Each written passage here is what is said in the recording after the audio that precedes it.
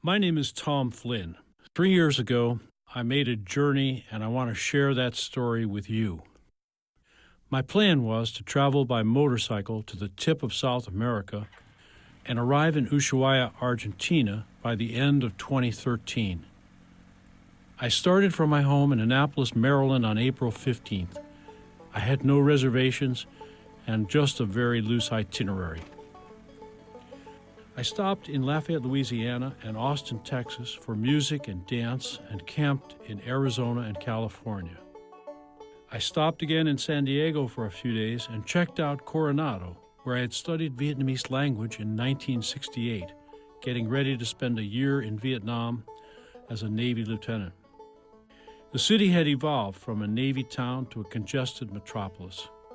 Here I made a few preparations to travel south. Many people had warned me about traveling alone in Mexico on a motorcycle. Some friends suggested that I should carry a gun.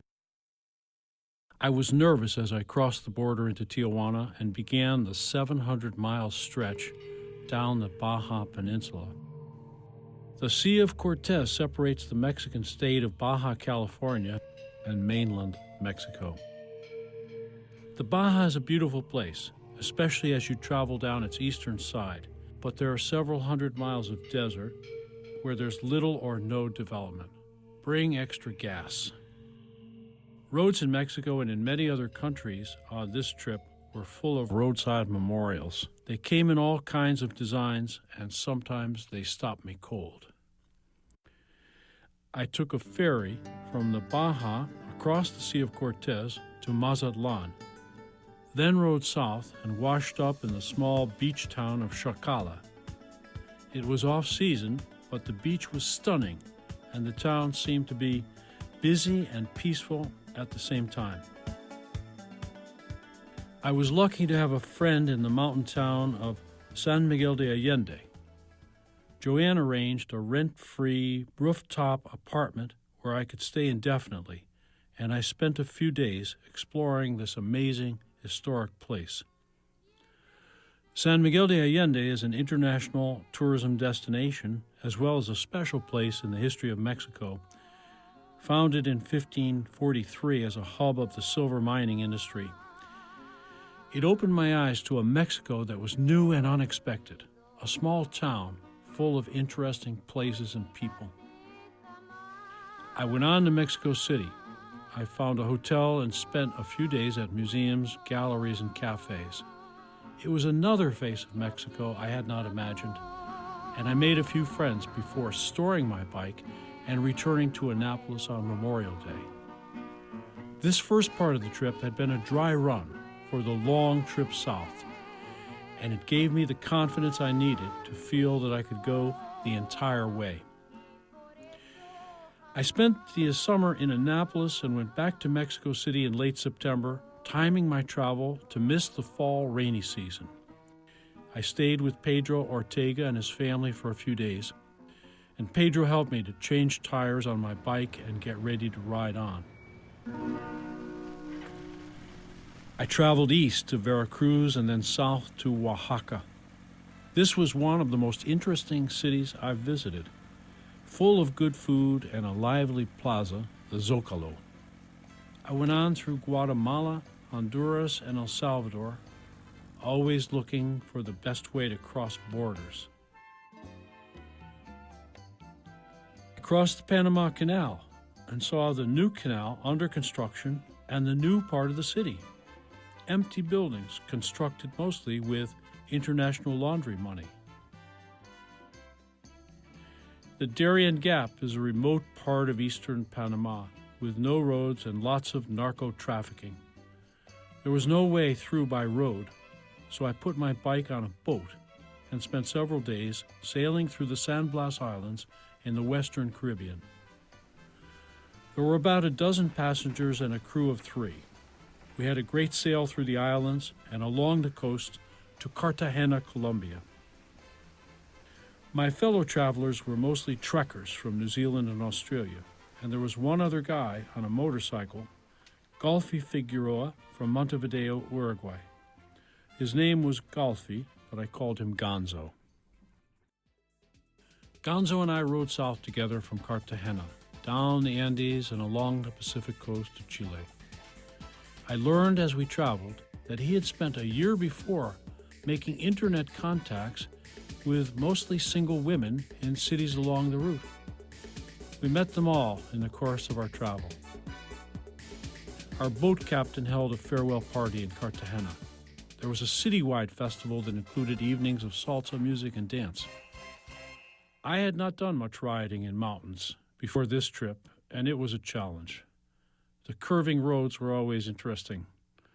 There were also rock slides and one area where local revolutionaries, the FARC, still had some control, although we never saw them. There's a great tourist attraction in Ecuador, El Media Mundo, that celebrates the equator. You can stand in the two hemispheres at once here and balance an egg on a nail directly over the equator. Gonzo balanced a glass of beer. The Atacama Desert was the loneliest and driest place I'd been thus far. 600 miles of desert. For 2 days I rode into strong, dry winds from the southwest.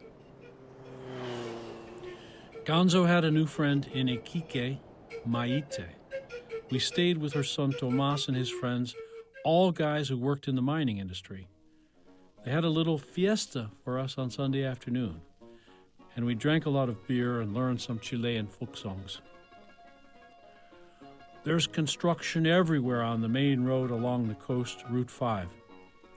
It's a very long ride, but the scenery is spectacular. Gonzo and I parted south of Iquique as he crossed the Andes and headed home to Montevideo. I stopped in La Serena to buy a new tire, and I spent a few days in Santiago, seeing the city and taking a break. They call Puerto Montt the gateway to Patagonia, and it's quite a surprise. Originally a German settlement, it's now a major port with a large fishing fleet. I bunked in a hospedaje, a kind of home hostel, with the Maldonado family, and learned a lot about Chile just sitting at their kitchen table. Chiloé is an island south of Puerto Montt. It's roughly the size of Delaware. There's no bridge, just a ferry. The captain was interested in my story. I spent a few days in Chiloé and returned to Puerto Montt. There were several routes across the Andes. I crossed through a mountain pass near Bariloche, Argentina. It was early spring, and there was still snow at an elevation of 12,000 feet, but the weather was good.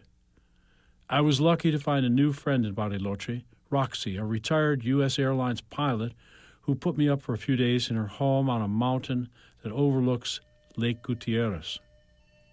Traveling the legendary Route 40 south of Esquel, Argentina, I had my only serious accident. I went down in heavy gravel. It was a Sunday afternoon and there was almost no traffic, but a trucker, Gustavo, stopped and helped me get back on the road. I had a slight knee injury, and I spent a few days in Sarmiento where I walked it off and got strong enough to continue riding. The Atlantic looked calm compared to the Pacific in this part of the world. The beaches were different too, wider and not quite so rocky. Traveling south on this last leg, I met Marcel Gouet. He was from Montreal, spending the winter riding through Brazil and Argentina. We crossed the Straits of Magellan together and rode on to Ushuaia. There were few towns on Tierra del Fuego, and the roads were mostly ripio, the heavy gravel that I had crashed on a week before. There were just a few truck stops as we traveled south across this huge island. Our last day of travel southward was cold and windy. Marcel was wearing all his gear as we stopped at Lago Fagnoni. Crosswinds off the lake were 50 miles per hour on this day in midsummer. We reached our final destination on December 21st, 2013, over 17,000 miles from my home in Annapolis. It was exactly the goal that I had set for myself, to reach the southern tip of the continent by the end of the year. I did a headstand just to celebrate. I rode on to Puerto Natales and caught a ferry north through the great Patagonian ice fields back to Puerto Montt. I rested up on the boat and mingled with an assortment of world-weary travelers. Puerto Montt was just like a homecoming as I checked back in with the Maldonados at the hospedaje that overlooked the harbor. I rode north through Chile's wine country, feeling a little lonesome over the holidays.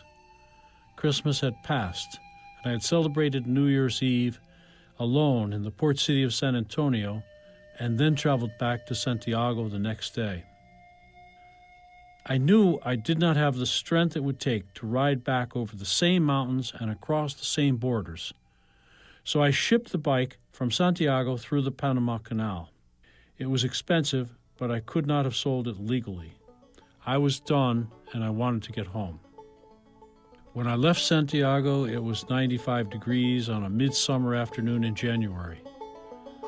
It was 25 degrees and midwinter when I arrived in Baltimore the next morning. There was snow on the ground, and I had some shoveling to do, but I was happy to be home.